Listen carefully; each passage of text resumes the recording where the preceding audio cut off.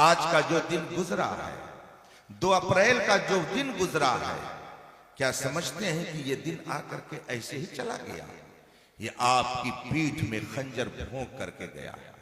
ये दिन आपकी जमीन को तंग करके गया है। ये दिन आपकी दरगाहों की हिफाजत को परखचे उड़ा करके गया है। आपने मीडिया के जरिए सुन लिया होगा कि किस तरीके से आपकी बर्बादियों के मशवरे आसमानों में किए जा रहे हैं। वक्फ की जायदाद आपसे छीनी जा रही है, मुस्कुराहट कैसे आ रही है? आपकी मस्जिदें मिस्मार की जा रही है, आप मुस्कुरा क्यों रहे हैं? आपकी दरगाहों पर बुलडोजर चलाए जा रहे हैं, आपको हंसी कैसे आ रही है?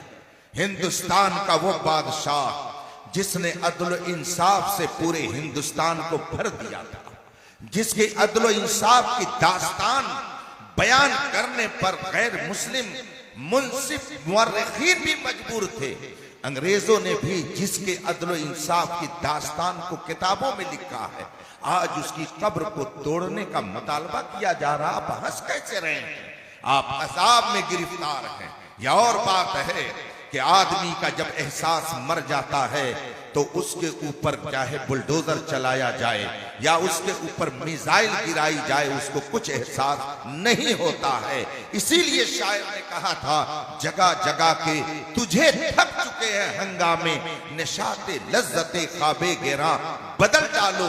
गलत रवि से मनाजिल का बोध बढ़ता है, मुसाफिरों रविशे कारवां बदल डालो। आप ये